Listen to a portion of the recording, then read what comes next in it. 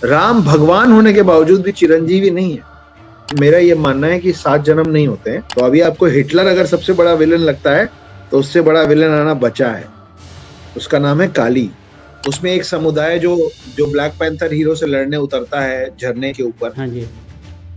वो ऐसे करके बोलता है ग्लोरी टू हनुमान, और तब वो लड़ना चालू करता है। आपको मैं एक कहानी सुनाता हूँ, ठीक है, जो शायद ही अभी तक मैंने कहीं सुनाई होगी।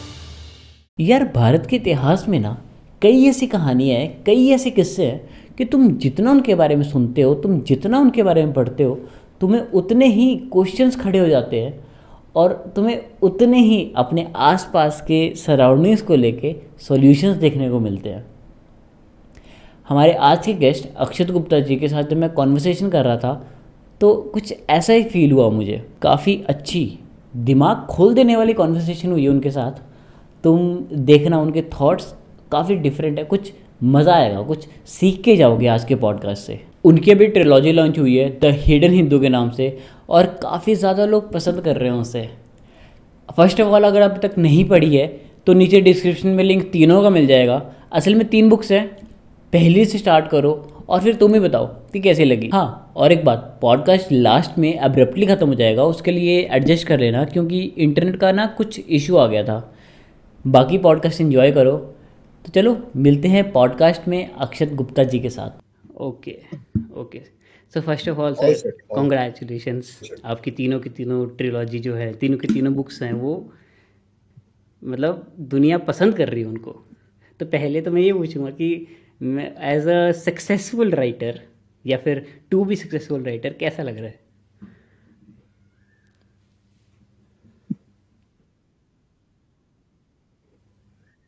यार मैं ना बहुत बार सक्सेसफुल होके और मुंह के बल गिर चुका हूँ। तो success is very subjective and success is very temporary. तो जितना हम ग्राउंडेड रहें सक्सेस के समय पे, खुश होना अच्छी बात है, ग्रेटफुल होना, थैंकफुल होना, भगवान के प्रति कृतज्ञ होना कि आप कहाँ पहुंचे, ये सब अच्छी बात है। लेकिन जमीन ना छोड़ें। ये मैं बड़ी मुश्किल से सीखा हूँ कि जमीन ना छोड़ें। आपका ये अप्रिसिएशन, ये जो कमेंट है वो पॉजिटिव है। और दूसरी तरफ आप बोलते हैं वो करेक्ट। आजकल बहुत उड़ रहा है, वो बहुत उड़ रहा है, वो आप टॉन्ट मारते हैं। तो उड़ने को तो पॉजिटिव मानना चाहिए, जमीन पे पड़े होने को तो नेगेटिव मानना चाहिए। लेकिन प्रॉब्लम ये है ना कि मैथमेटिक्स में माइनस माइनस प्लस हो जाता है। तो ये उल्टा मेक मामला है। सेंस। तो मैं बहुत सारी गलतियां करके सीखा हूं कि अ, हर चीज क्षणिक है। वो अकबर बीरबल वाली लाइन है ना, कि अकबर ने अपने भरे दरबार में पूछा कि मेरे को एक ऐसी लाइन बताओ जो मैं खुशी में सुनूं तो दुखी हो जाऊं, और दुख में सुनूं तो खुश हो जाऊं। तो बीरबल मैंने कहा कि वो लाइन है कि ये भी गुजर जाएगा। वाह। तो अगर अभी अच्छा समय है तो ये भी गुजर जाएगा सुन के दुख होता है, और अगर दुख का वक्त है तो ये भी गुजर जाएगा सुन के खुशी होती है। तो मुझे पता है कि ये सब क्षणिक है, टेम्पररी है। I am enjoying this time, I am very happy that I am getting to meet so many people. आप लोगों से बात हो रही है। आप लोग मुझसे एज में थोड़े कम हैं। मैं आपको कुछ सिखा पा रहा हूँ, कुछ बता पा रहा हूँ, कुछ बांट पा रहा हूँ जो मुझे भी किसी और से मिला ही है। तो हाँ, मैं खुश हूँ। तो अक्षय सर, मेरा ना जानना ये चाहता हूँ कि देखो, ट्रिलॉजी तो आपने लिखी है the hidden Hindu, I guess कि हमारे दर्शकों ने या तो सुनी है या तो पढ़ी है। तो सुनी तो ज़रूर है, मेरे को ऐसा लग रहा है। मेरे को बस ये जानना है कि सोर्स, मतलब सोर्स इन सेंस कि ये स्टोरी कहाँ से आई आपके पास, लाइक ये कहाँ से आपने लिखना शुरू करी, इसकी जर्नी कहाँ से, शुरुआत कहाँ से हुई इस कहानी की, कि और कहानी में है क्या जो आप डिस्क्लोज कर सकते हो, वो भी अगर आप कर दो तो और अच्छा है। मार्वल फिल्म्स देखते हैं आप? हाँ जी। 7 सुपर हीरोज का नाम बताइए। अब हम उल्टा खेलेंगे, सवाल मैं करूँ, जवाब आप। 7 सुपर हीरोज का नाम बताइए फटाफट, ऐसे 1 2 3 4। Captain America, iron man, Ant Man और कैप्टन मार्वल। 4 याद आ रहे हैं अभी। बट 5 मैं बोलूँगा हाँ। और 5 हो गए और दो दो और हो गए स्पाइडरमैन।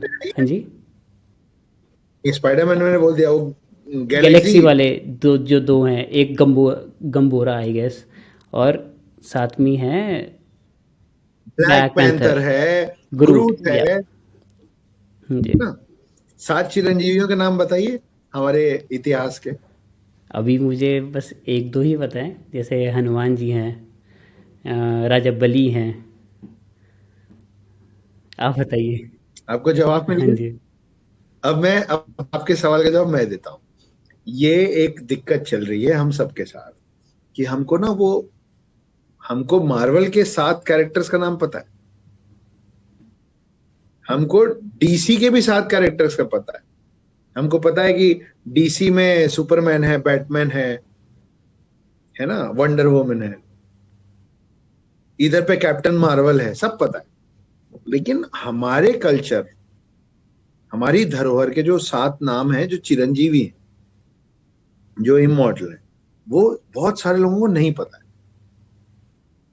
मेरे बेटे कोई अलग नहीं है, मेरा एक बेटा है, वो कोई अलग नहीं है। तो जब वो 6.5 साल के थे तो मुझे समझ, उनको मार्वल और डीसी के कैरेक्टर्स के बारे में तो पता है, इन 7 चिरंजीवियों का नाम नहीं पता।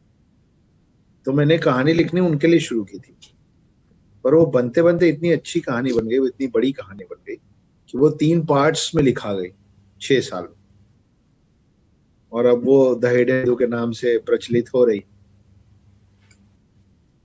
तो हम लोगों को, मुझे इस बात से परेशानी नहीं है कि हमको मार्वल या डीसी क्यों पता है, वो तो पता होना चाहिए। अगर दुनिया के अंदर कोई ज्ञान है, काम का है या नहीं है वो एक अलग डिबेट हो सकता है, मगर ज्ञान तो है ना, तो पता होना अच्छी बात है। परेशानी इस बात से है कि हम अपने आप को जानने के पहले बाकी पूरी दुनिया ढूंढने क्यों जा रहे हैं। जो हम लोग ये गलती ना अक्षित, जी, कलेक्टिवली और इंडिविजुअली दोनों कर रहे हैं। ये मैंने अभी कहीं और भी एक आध दिन बोला था कि क्या है ना कि अर्थ से हम लोग अपने सैटेलाइट्स भेज रहे हैं, हम लोग अपने वॉइजर भेज रहे हैं, और हम लोग ना अर्थ के बाहर मून पहुंच गए, मार्स पहुंच गए, गैलेक्सी पूरा नाप लिया, सोलर सिस्टम नाप लिया, यूनिवर्स देखने निकल गए, दूसरी गैलेक्सीज चेक कर रहे हैं।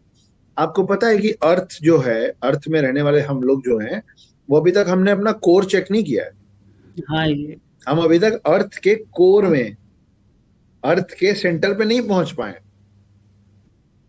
ये तो हो गया कलेक्टिव मिस्टेक। अब इंडिविजुअल मिस्टेक ये है कि हम लोग ने, चाइना ने और बहुत सारे दूसरे देशों में काम करके ना, पत्ता गोभी, अंडे, चिकन, दूसरी सब्जियां, राइस, ये सब हमने ना सिंथेटिक बना लिए, और वो खा सकते हैं, वो एडिबल है, करेक्ट। वो रियल नहीं है, वो एडिबल है, आप उसको खा सकते हैं, है ना। पर आपको पता है कि अभी तक इंसान को ये नहीं पता कि शहद कैसे बनता है। हमको हनी बनाना नहीं आता, हम हनी चोरी कर रहे हैं आज तक मधुमक्खियों से। तो इंडिविजुअली हमको हनी बनाना नहीं आता है, लेकिन हम सिंथेटिक सब्जी बनाने निकल गए हैं। और कलेक्टिवली हमको अर्थ का कोर नहीं पता, लेकिन हम अर्थ के बाहर ढूंढने चले गए। तो मैं यही कह रहा हूं कि हम पूरी दुनिया सीखें, बहुत अच्छी बात, लेकिन सबसे पहले हम अपना कल्चर, हम अपने अंदर नहीं झांक रहे हैं, हम सवालों का जवाब बाहर ढूंढ रहे हैं। आपने वकांडा फिल्म देखी होगी, ये वकांडा, जो first part black black panther, panther वाली देखी है। उसमें एक समुदाय जो जो ब्लैक पैंथर हीरो से लड़ने उतरता है झरने के ऊपर, हाँ जी। वो ऐसे करके बोलता है ग्लोरी टू हनुमान, और तब वो लड़ना चालू करता है। वकांडा नेकेड आइज से नहीं दिखता ना, हाँ हाँ हाँ हाँ हाँ। कहानियों में वकांडा जो नेकेड है वो आइज में नहीं नेकेड आइज दिखता। से नहीं दिखता, करेक्ट। है ना। आपको मालूम है वकांडा का पूरा कॉन्सेप्ट कहां से उठा है? हमारे ग्रंथों में लिखा है कि कैलाश पर्वत के ऊपर एक पूरा शहर है जिसका नाम है ज्ञानगंज, उसको चाइनीज लोग शंग्रीला बोलते हैं। वो एक है, नेकेड आइज से नहीं दिखता है। और हमारे ग्रंथों में लिखा है कि हनुमान वहां रहते हैं, उन्होंने सिर्फ शंग्रीला गंज को वकांडा नाम देके ग्लोरी टू हनुमान लेके आपके और मेरे ग्लोरी की बात अपने तरह से कर ली, और हम बैठ के सोच रहे हैं कि हम इनका क्या करें।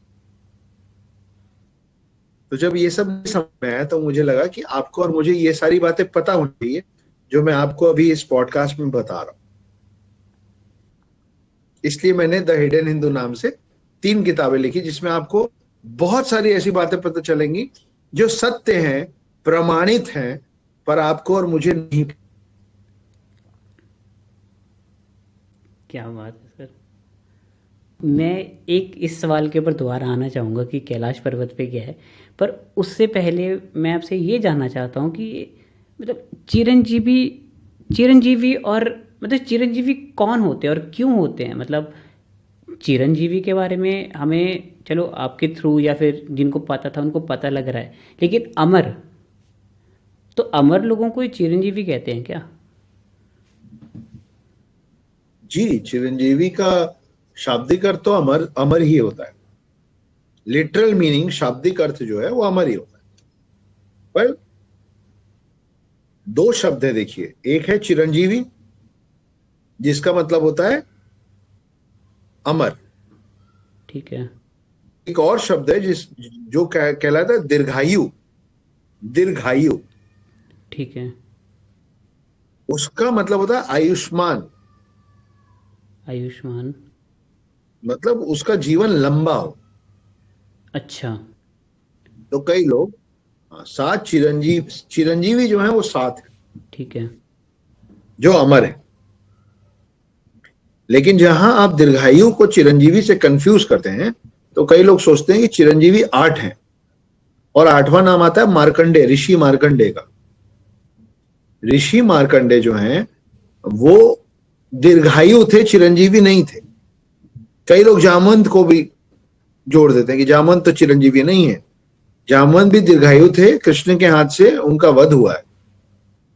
कृष्ण ने उनको समझाया कि मैं विष्णु अवतार हूं, आप सतयुग से जिंदा हो, आपका समय खत्म हो गया, मोक्ष की प्राप्ति करो, जाओ। अच्छा। मगर जब हम चिरंजीवी की, तो चिरंजीवी 7 ही हैं। परशुराम, हनुमान, अश्वत्थामा, वेदव्यास, कृपाचार्य, राजा बलि और विभीषण, रावण के भाई। चिरंजीवी 7 ही हैं। इस पे एक प्रॉपर श्लोक है जिसमें इन 7 नाम, पर लोग जामवंत और मार्कंडे को जोड़ के बोलते हैं 8 हैं, 9 हैं। नहीं है। 9 जो हैं वो अभी तक दशावतार में 9 अवतार आए, वो एक अलग कहानी है। मार्कंडे जो हैं वो दीर्घायु हैं, वो चिरंजीवी नहीं है, वो एक अलग कहानी है। तो चिरंजीवी होता है अमर, और अमर हमारे एंशियंट हिस्ट्री में 7 लोगों से जुड़ा हुआ है। वो नाम मैंने आपको बता दी। ठीक है। ठीक है। अभी आपने बोला एशियंट हिस्ट्री, है ना, तो मुझे बस ये जी जानना है कि कुछ लोग इसको मैथोलॉजी बोलते हैं, कुछ लोग इसको एशियंट हिस्ट्री जी बोलते हैं। अब जब मैं मैथोलॉजी जी वर्ड का समझने की कोशिश कर रहा था कि मैथोलॉजी कहाँ से, इसको मैथोलॉजी कहाँ से, मतलब ये हिस्ट्री को और मैथोलॉजी को हम सेग्रीगेट कैसे करेंगे आपके हिसाब से, लाइक कि क्या हिस्ट्री है और क्या मैथोलॉजी, अब यह मिथ क्या है उस तरीके से। मैं आपको इसको 2 लाइन में जवाब देता हूँ, एक अंग्रेजी में, एक हिंदी में। आपके जो अंग्रेजी दर्शक होंगे वो पहली लाइन पकड़ लेंगे, जो हिंदी होंगे दूसरी पकड़ लेंगे, या वाइस वर्सा। जब पुराण बहुत पुराने हो जाते हैं, जब पुराण बहुत पुराने हो जाते हैं तो उसको मिथ्या कहने लग जाते हैं लोग। When history becomes history, we start calling it mythology. इतिहास समय होता है, एक कालखंड होता है जिसको हम इतिहास कहते हैं। ठीक है, तो आप ये सोचिए, आपकी पैदाइश जिस साल की है उसके पहले का इतिहास है, लेट्स कॉल इट दैट। ठीक है, लेकिन आपके परदादा के पहले की जो हिस्ट्री है ना, वो आपको मिथ्या लगेगी कि ऐसा थोड़ी ना होता था, पागल हैं ये लोग। जैसे अभी हमने ऑलरेडी मजाक बनाना शुरू कर दिया है कि हम तैर के जाते थे, हम लैंप पोस्ट के नीचे पड़ते थे। इसी के जीवन का तो सच नहीं है। पर अब आप और मैं उस कालखंड में रहते हैं जहां 24 घंटे लाइट रहती है ज्यादातर जगहों पे। तो हमको लगता है कि कैसी बात कर रहे हैं ये लोग, ये बोल रहे हैं कि इस दुनिया में पुल नहीं था। पागल है क्या ये लोग? पुल तो हमेशा से था। लैंप पोस्ट के नहीं पड़ते थे, मतलब घर में लाइट नहीं होती थी, ऐसा कैसे हो सकता है? आप सोचिए कि 8,000 साल बाद आज से लोग ये मानेंगे कि कोई एक दिन था जब लाइट नहीं थी? वो नहीं, मानेंगे नहीं। करेक्ट। करेक्ट। इसीलिए मैं कह रहा हूं कि हिस्ट्री, मतलब हिस्ट्री से भी पुरानी हिस्ट्री को हम माइथोलॉजी कहते हैं, और पुराण से भी पुराने पुराण को, पुराण से भी पुराने पुराण को हम माइथोलॉजी कहने लग जाते। तो ये तो आपको और मुझे निर्णय लेना पड़ेगा अक्षित, किसको? और ये सब भरोसे की बात है। सही बोल रहे हो। आप माने, आप पत्थर को भगवान माने तो भगवान है, और भगवान को पत्थर माने तो पत्थर है। सही बात है। करेक्ट। तो नो मेरे प्रॉब्लम। को ना आगे एक और सवाल पूछना है आपसे, जैसे कि आपने अभी बोला कि 7 चिरंजीवी हैं, ठीक है? तो जी 7 चिरंजीवी का मतलब ये है कि वो अभी भी कहीं ना कहीं तो हैं। जी और मेरे को, मैं सच बताऊं, जब मैं इनके बारे में पढ़ता हूँ ना, तो मुझे अश्वत्थामा के बारे में कई ऐसी कहानियाँ देखने को या पढ़ने को मिलती हैं कि किसी डॉक्टर ने उन्हें पा लिया, कोई ऐसा इंसान उनके क्लिनिक में आया जिनके सिर में कुछ घाव था, ऐसा ऐसा कुछ था। तो इसके ऊपर कुछ अगर जी। आप बता पाएँ तो, कि इसके पीछे का क्या वो हो सकता है? देखिए, जो बात बात के चिरंजीवी है ना, अश्वत्थामा खास तौर पे, या आखिरी आखिरी में, ओके। है ना? तो इनको लेके वही मैंने जो आपको पिछले सवाल के जवाब में दिया कि when history becomes history you start calling it mythology, हाँ। माइथोलॉजी। अब अश्वत्थामा ना उतना पुराना हिस्ट्री नहीं है, क्योंकि वो आखिरी आखिरी का इमोर्टल है। Okay, okay. तो उसकी मान्यता आज तक थोड़ी सी ज़्यादा कंपैरेटिवली है। ज्यादा बनी हुई है ना? तो लोग, किसी के सर से पस निकलता हुआ, मवाद निकलता हुआ दिखता है, और वो लंबा चौड़ा है, तो लोग बोलते हैं कि ये अश्वत्थामा। ये सब चिरंजीवी हैं। आप, अच्छा चलिए अक्षित, आप तो यंग हैं, मैं आपको ना एक इमेजिनेशन देता हूं, और आपके सारे व्यूअर्स को भी सेम इमेजिनेशन हाँ देता जी। हूं, ठीक है? तो ये स्पेशली आपके व्यूअर्स के लिए, कि सोचिए आप लोग कभी बस में सफर किए होंगे, कभी ट्रेन में सफर किए होंगे, कभी फ्लाइट में सफर किए होंगे, हाँ जी। कभी रोड में ही सफर किए होंगे, कहीं तो सफर किए होंगे। आप सोचिए कि आप किसी भी मीडियम ऑफ ट्रांसपोर्ट से जा रहे हैं, और आपने अचानक देखा कि एक बुजुर्ग आदमी मुस्कुरा के एक छोटे से बच्चे को देख रहा है, जो किसी के गोद में, जो अभी पैदा हुआ है, 6 महीने का बच्चा। और वो बूढ़ा आदमी जो है वो 70-80 साल का बूढ़ा है, और बीच में बैठे हैं आप, जो ना 6 महीने के हैं ना 80 साल के हैं। और बीच में बैठ के आप ना ये दोनों लोगों को देख रहे हैं। क्या देख रहे हैं आप? कि एक व्यक्ति जो अपने जीवन के आखिरी पड़ाव में है, वो मुस्कुरा रहा है एक ऐसे बच्चे को देख के जो अपने जीवन के पहले पड़ाव में। करेक्ट। करेक्ट। आप कभी जाके उस बुजुर्ग आदमी से पूछेंगे कि आपका नाम क्या है? नहीं पूछेंगे। आप दोनों को देखेंगे, मुस्कुराएंगे, बात खत्म हो जाएगी। क्यों मुस्कुराएंगे? क्योंकि वो बूढ़ा आदमी उस बच्चे को देख के मुस्कुरा रहा है, और वो बच्चा उस बूढ़े आदमी को रेसिप्रोकेट कर रहा है, वो भी स्माइल कर रहा है। करेक्ट। करेक्ट। करेक्ट। अगला स्टेशन आएगा, वो बूढ़ा आदमी उतरेगा और चला जाएगा। उसके बाद वो आपको जीवन में कभी नहीं दिखेगा। हो सकता है कि वो परशुराम हो, जो उस अधेड़ उम्र, उस अवस्था में रुक गया है। हो सकता है वो कृपाचार्य हो सकता है वो वेद व्यास हो सकता है वो विभीषण हो। हम्म। तो हम लोग अपडेट हो रहे हैं ना विद टाइम। आज से कुछ साल पहले मोबाइल नहीं था, करेक्ट।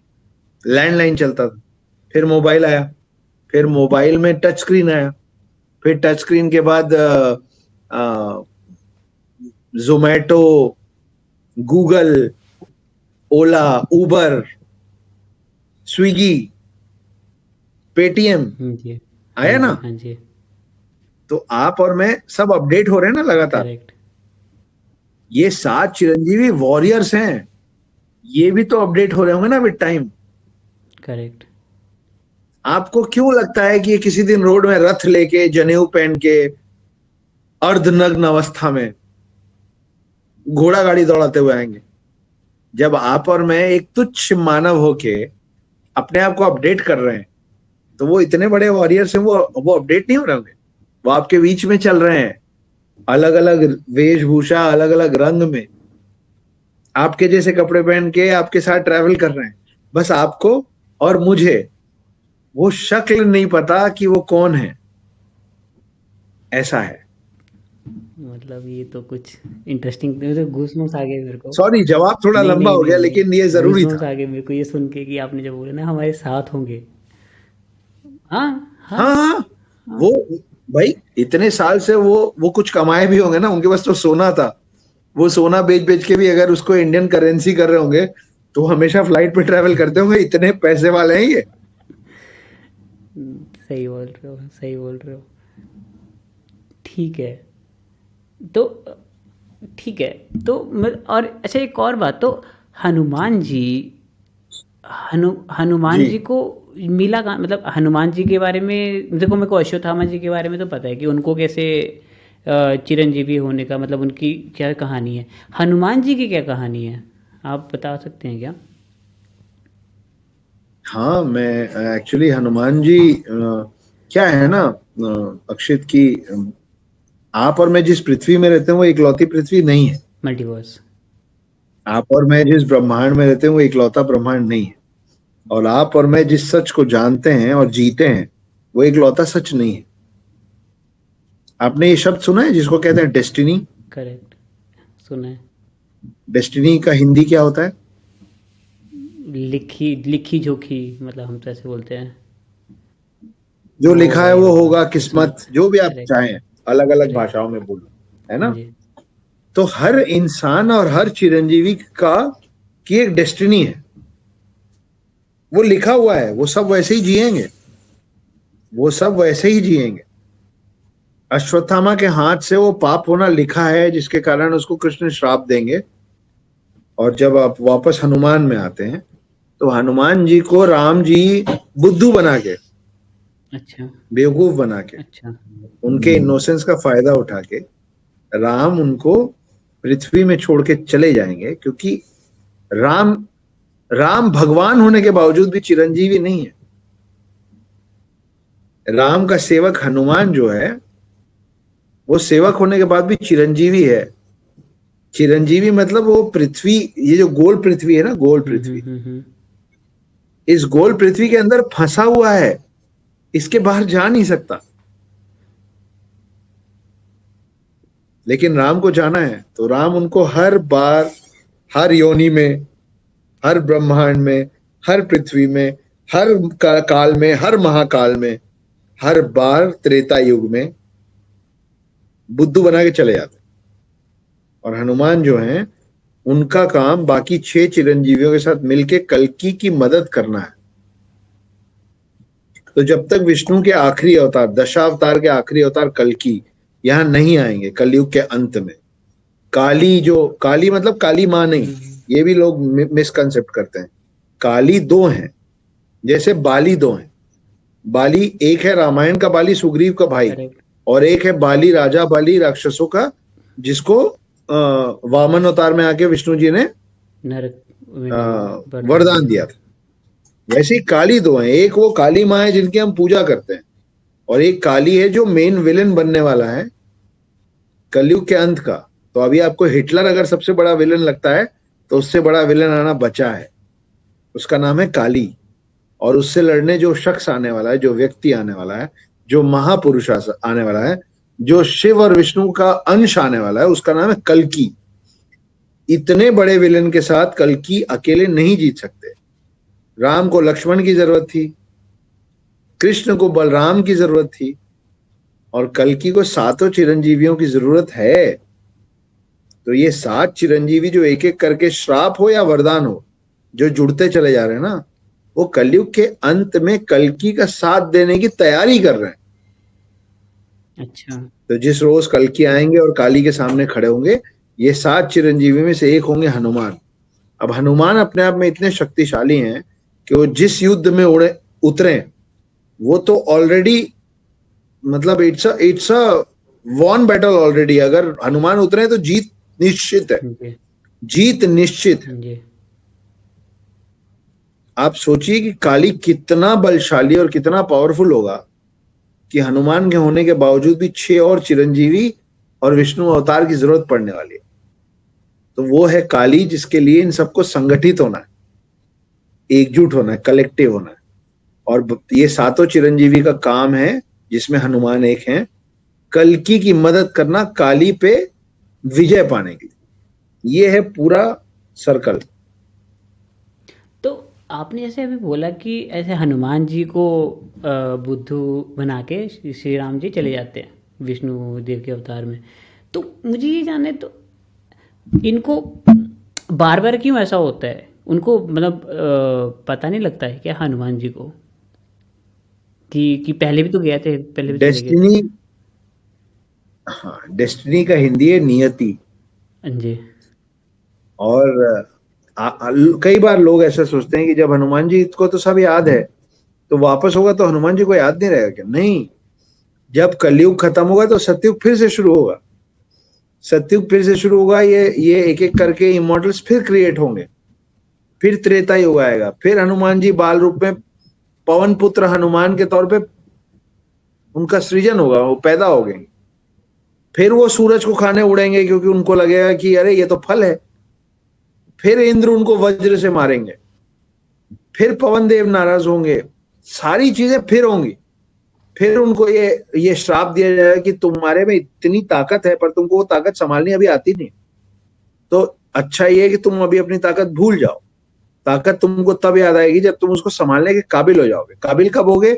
जब राम जी आएंगे, जब तुम राम के स्पर्श में आओगे, राम के सानिध्य में आओगे, राम के ऑरा में आओगे, फॉर द इंग्लिश लिसनर्स, तब तुमको याद आएगा कि तुम्हारी शक्ति क्या है। तो हर बार हनुमान पैदा होते हैं और वैसे ही पैदा होते हैं सब भूल के। हर बार राम आते हैं और राम फिर उनसे वैसे ही मिलते हैं। वो सारी चीजें बार बार हो रही हैं। तो अगर हमारे इसलिए हनुमान को कुछ याद नहीं। हमारी कॉन्वर्सेशन भी बार बार हो रही है क्या? जी, बस उसमें छोटे छोटे फर्क आते हैं अक्षित। इस पे एक और छोटी सी प्यारी सी कहानी सुनाता हूँ। तो रामायण में क्या होता है कि राम बड़े भाई बने थे और लक्ष्मण हाँ छोटे जी। थे। लेकिन राम का जो स्वरूप था, असली रूप था, वो विष्णु जी का था। पर लक्ष्मण कौन थे? लक्ष्मण थे शेषनाग। ओके। अब लक्ष्मण की बिल्कुल चली नहीं राम के सामने, क्योंकि राम तो बड़े भाई थे। तो जब ये वापस अपने रूप में वापस पहुंचे ऊपर, तो शेषनाग ने बोला कि आप बहुत गलत करते हैं, आप तो बड़े भाई बन जाते हैं। यहाँ ऊपर भी आपकी चलती है और नीचे भी आपकी चलती है, मेरे को कोई सीरियसली लेता नहीं, मेरी कोई बात सुनता नहीं। तो विष्णु जी मुस्कुराए, बोले ठीक है, अगर आपको ये लगता है कि उम्र में और ओहदे में बड़े होने से आप बड़े हो जाएंगे, तो अगली बार जब हम धरती पे चलेंगे तो आप बड़े भाई बन जाइएगा। ये खुश हो गए। अगली बार द्वापर युग में कृष्ण छोटे भाई बने और बलराम बड़े भाई बने। बलराम कौन है? बलराम शेषनाग है। और विष्णु कौन है? विष्णु कृष्ण है। पर फिर भी हम आज की डेट में आराधना किसकी करते हैं? कृष्ण की करते हैं। तो आपको इसमें बहुत बड़ी सीख मिलती है। आपको सीख ये मिलती है कि उम्र से कोई फर्क नहीं पड़ता। मेरा छोटा भाई, और ये मैं सच कह रहा हूं, मेरा छोटा भाई मुझसे 4 साल छोटा है, मगर उसकी समझ मुझसे बेहतर है। मुझे मालूम है ये मेरा छोटा भाई भी देखेगा, पर जो सच है वो सच है ना। जब आप कृष्ण और बलराम में वो सत्य मानने को तैयार हैं, तो इंसान में आप लोग क्यों नहीं मानते इस बात को कि आपका छोटा भाई या किसी पिता का पुत्र उस पिता से ज्यादा समझदार हो सकता है, या कोई छोटा भाई अपने बड़े भाई से ज्यादा बुद्धिमान हो सकता है? हो सकता है, उसमें कोई दिक्कत नहीं है। अगर कृष्ण बलराम के छोटे भाई होने के बावजूद बलराम से ज्यादा समझदार हो सकते हैं, लेकिन राम लक्ष्मण से ज्यादा समझदार थे। तो आपको इस पूरी चीज को जोड़ के ये समझ में आता है कि बड़े और छोटे से फर्क नहीं पड़ता, फर्क पड़ता है बुद्धिमत्ता से। सही बात है। जो बड़ा है वो बड़ा है, उम्र की बात नहीं है, आत्मा की बात है, सोल की बात, ऐसा है। सोल आपने सोल बोला तो मुझे ना सोल से बस एक बहुत इंटरेस्टिंग कहानी याद है कि मुझे हमें बचपन में सुनाया जी गया था कि एक एक इंसान था। वो इंसान कहता है कि मुझे ना मुझे बेसिकली मतलब उस बेसिकली वो कहानी क्या है कि मुझे ना वो सोल टू सोल डिफ़र करती है। तो वो पहले कि उस इंसान की सोल जी पहले कुत्ते पे जाती है, फिर कुत्ते से फिर वो सांप जी पे जाती है, फिर सांप से फिर वो चूहे पे जाती है, फिर वो प्लांट पे जाती है। जी तो जी मेरे को बस ये आप इसके ऊपर कुछ बता सकते हो क्या कि ये सोल पहली बात तो अगर रिवॉल्व ही कर रही है तो क्या और एक्स्ट्रा सोल्स या फिर अगर अगर मैं इसको सही तरीके से पोर्ट कर रहा हूँ तो क्या एक्स्ट्रा सोल्स आती हैं क्या, या फिर सिर्फ वही सोल्स रिवॉल्व करती रहती हैं पहले पहले इस श्रेणी में फिर उसके बाद उस श्रेणी में? जी। तो देखिए, जो सोल है, जो आत्मा है, उसको अगर आप साइंटिफिक लैंग्वेज में बात करेंगे तो वो एनर्जी है। Okay. Energy cannot be created and energy cannot be destroyed. Correct. तो आत्मा के लिए क्या कहा जाता है कि आत्मा अजर अमर है। आत्मा अजर अमर है। ना बनाई जा सकती है ना मिटाई जा सकती, करेक्ट। करेक्ट। हमने एनर्जी का नाम उतने सालों पहले पुराणों में आत्मा रखा है। आत्मा हमारे लिए, हम्म। उस वक्त के लोगों के लिए, जो शब्द था वो एनर्जी का सिनोनिम, एनर्जी का हिंदी अनुवाद उन लोगों के हिसाब से आत्मा था। तो आत्मा आत्मा आप बना नहीं सकते और आत्मा आप डिस्ट्रॉय नहीं कर सकते। इस बात से तो कोई दो राय हो नहीं सकती। ये करेक्ट। तो करेक्ट है। ये तो साइंटिफिकली भी प्रूव्ड है कि you can not destroy energy, correct. You may create it, though you don't create it. Solar energy you don't create it, sun creates solar energy, you only use it, है ना। हम्म। तो आप क्या create कर रहे हैं और क्या डिस्ट्रॉय कर रहे हैं वो आपके हाथ में है नहीं। करेक्ट। अब आ जाते हैं कि क्या एक ही आत्मा कभी कुत्ते की होती है, कभी मगरमच्छ की होती है, कभी सफेद हिरण की होती है, कभी काले शेर की होती है, कभी सफेद हाथी की होती है। इस क्या जवाब तो मैं दे सकता हूं, लेकिन ये बहुत इंटरेस्टिंग सवाल है, बहुत ज्यादा इंटरेस्टिंग सवाल है। और इस सवाल का जवाब अगर आपको एक्चुअली जानना है ना, तो आप द हिडन हिंदू जरूर पढ़िए। ये इत्तेफाक है कि आपने ये सवाल पूछा है, पर इस सवाल का सबसे अच्छा जवाब मैंने अपनी किताब में दिया है, जिस किताब का नाम है द हिडन हिंदू। 3 पार्ट पढ़िए और खास तौर पे नजर रखिए एलएसडी नाम के कैरेक्टर पे। एलएसडी। एलएसडी फुल फॉर्म है लीजा सैमुअल डिकोस्टा। ओके। अगर आप लीजा सैमुअल डिकोस्टा के कैरेक्टर पे पूरा ध्यान रखेंगे तो आपको आखिरी में आपके इस सवाल का जवाब मिल जाएगा कि आत्मा कितने रूप लेती है, आत्मा कितने शरीरों में जाती है और आत्मा क्या है। क्या बात है सर। हमें बचपन में मैंने सुना था कि एक आत्मा 7 जन्म लेती है। क्या ये जी भी होता है कि ये कहीं से भी सुन लिया मैंने? देखिए, इस पे बहुत विवाद है। मेरा ये मानना है कि 7 जन्म नहीं होते हैं, और अगर 7 जन्म होते हैं तो इंसान के 7 जन्म होते हैं। अच्छा। लेकिन एक इंसान के जन्म से दूसरे इंसान के जन्म के बीच में बहुत बड़ा गैप है। उस बीच में एक इंसान से दूसरे, मतलब आप ये समझिए कि एक ब्रिज है, ब्रिज के इस तरफ एक इंसान का जन्म है, ब्रिज के दूसरी तरफ एक इंसान का जन्म है, लेकिन ब्रिज के इन दोनों छोर में वो आत्मा जितने कदम रखती है ना, वो उतने जन्म लेती है। अलग अलग पशु पक्षी पेड़ पौधे कीड़े मकोड़े सब है। तो ये बहुत लंबा सफर है एक इंसानी शरीर, आत्मा के लिए एक इंसानी शरीर से दूसरे इंसानी शरीर तक जाने का। उस बीच में उसको बहुत कुछ झेलना पड़ता है, बहुत जन्म लेने पड़ते हैं, और वो सब आपको मिलेगा बहुत अच्छे तरीके से द हिडन हिंदू। तो हो सकता है, मैं कोई ज्ञाता नहीं हूं, मैं सोचता रहता हूँ तो मुझे कुछ जवाब मिल जाते हैं, कुछ चीजें समझ आती हैं, कुछ मैं पूछता हूँ, कुछ मैं बताता हूँ। तो अगर 7 जन्म वाला मामला सही है तो आप ये समझ लीजिए कि 7 इंसानी जन्म के बीच में कई 100 और जन्म लेने पड़ते हैं अलग अलग जानवरों। अब आप देखिए, आप आपके जो श्रोता हैं, आपके जो लिसनर्स हैं, मैं उनके लिए सवाल छोड़ रहा हूँ, ठीक है? कि आप लोग बैठिए और आप लोग अलग अलग जानवरों को का लाइफ देखिए। जैसे हमको नॉर्मली पता है कि कुत्ते का जीवन 8 साल से 10 साल का होता है, करेक्ट। चिड़िया का जीवन और छोटा होता है, कीड़े का जीवन और छोटा होता है, तितली का जीवन और छोटा होता है। ये सब को जब आप जोड़ेंगे ना तो एक पैन होता होगा, एक स्पैन होता होगा कि यहां से यहां तक जब इतना जी लोगे, चाहे वो एक जानवर में जो जियो, चाहे वो 15 जानवर में जियो, तब जाके अगला इंसानी शरीर मिलेगा। और ऐसा करके जब 7 बार इंसानी शरीर जी लोगे तब जाके मोक्ष मिलेगा। अच्छा।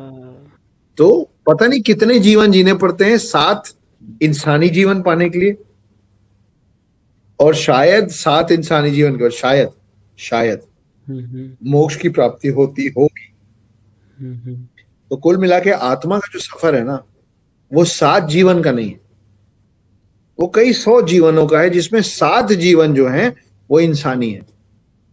अगर आप उन 7 इंसानी जीवन में अच्छा कर्म करेंगे तो आपके एक इंसानी जीवन से दूसरे इंसानी जीवन का जो सफर होगा अलग अलग, आप पौधा होंगे, आप कीड़े होंगे, आप चींटी होंगे, आप पक्षी होंगे, आप जानवर होंगे, आप पता नहीं क्या क्या होंगे, मुझे नहीं पता। वो सब बेहतर होगा अगर आप एक इंसानी जीवन बेहतर बिताएंगे, ऐसा मेरा मान। नहीं, मेरे को ये सबसे ज़्यादा इंटरेस्टिंग और मतलब सही काइंड ऑफ थ्योरी लगी कि हाँ ऐसा ही होगा, मतलब ऐसा ही होना चाहिए। Actually make sense. जितनी मेरी समझ है मैं उसके हिसाब से जवाब दे रहा हूँ। नहीं नहीं सर, वो समझ गया मैं। बस एक लास्ट क्वेश्चन है, जैसे अगर हम इसी के बारे में बात कर जी रहे हैं, सोल के बारे में बात कर रहे हैं, तो हमारा एक सबसे मेजर टॉपिक आता है रीबर्थ।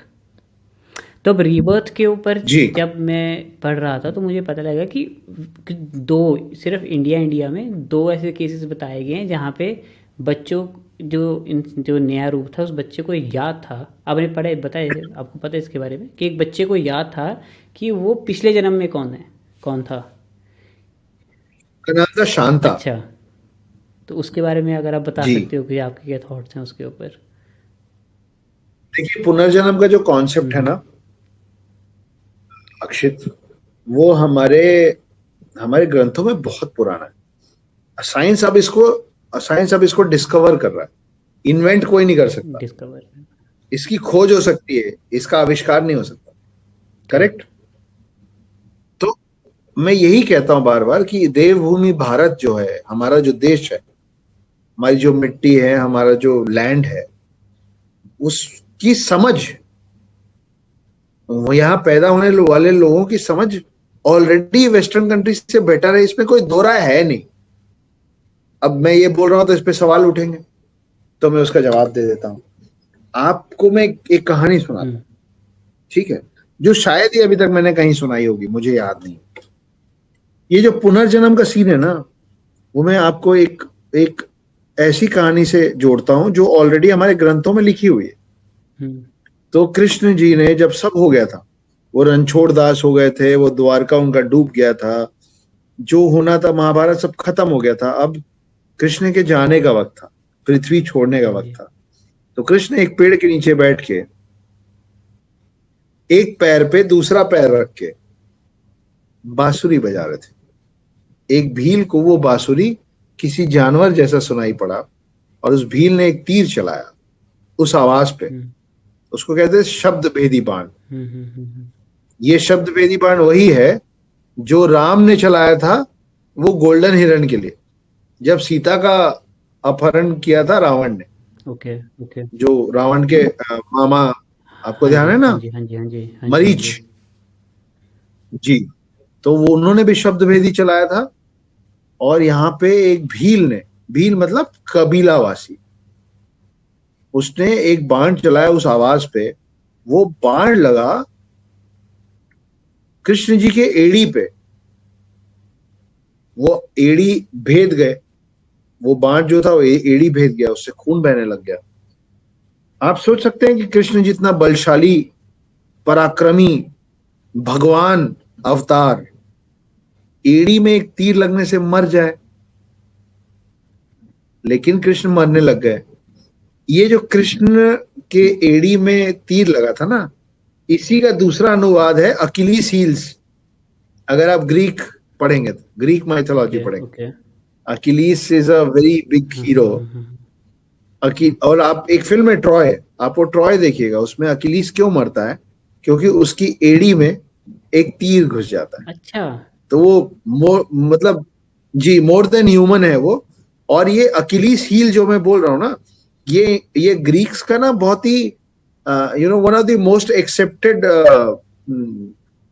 कोटेशन है। अच्छा, अकिलीस हील्स क्या है? उसका उर्दू वाला जो साइड है ना, वो ये है कि हमें डुबा सके वो गैरों में कहाँ दम था, हमारी कश्ती वहां डूबी जहां पानी कम था। ये जो शायरी है कि भाई मेरे छाती पे तीर नहीं लगा, तब थोड़ी ना मरा मैं मरा, मेरे एड़ी में तीर लग गया और मैं मर गया। तो that goes to Achilles heels. But Achilles heels, where does Achilles heels come? It comes from Krishna story of death, coming back to the story of reincarnation, पुनर्जन्म। तो जब कृष्ण जी के एड़ी में वो तीर लग गया और वो भील दौड़ता हुआ आया और देखा कि ओ शिट, मैंने तो कृष्ण को मार दिया। और वो दुखी हो गया कि मेरे को तो पाप चढ़ेगा, मैंने तो कृष्ण को मार दिया। तो मरने के पहले कृष्ण ने उनको एक कहानी सुनाई। उन्होंने कहा कि तुम्हारे पे पाप नहीं चढ़ रहा है, तुमने जो मुझे एड़ी में तीर मारा ना, उससे तुम्हारा पाप मेरा पाप उतर रहा है। तो भील कंफ्यूज हो गया, बोले मतलब आपका पाप उतर रहा है मेरे एड़ी में तीर मारने से मतलब? तब कृष्ण जी ने बताया कि विष्णु अवतार में कृष्ण के पहले जब मैं राम बना था, तो मैं सुग्रीव के भाई बाली को धोखे से मैंने मारा था तीर से। तुम जो हो, तुम भील जो हो, वो बाली का पुनर्जन्म है, और मैं जो हूं वो राम का पुनर्जन्म है। तो मैंने तुमको गलती से धोखे से मारा था, अब मैंने तुमको तीर से मारा था, तुमने मुझे तीर से मारा है। तो ये ना अच्छा, हिसाब तो मतलब बराबर हो रहा है। आप समझ रहे हो मैं क्या कह रहा हूं?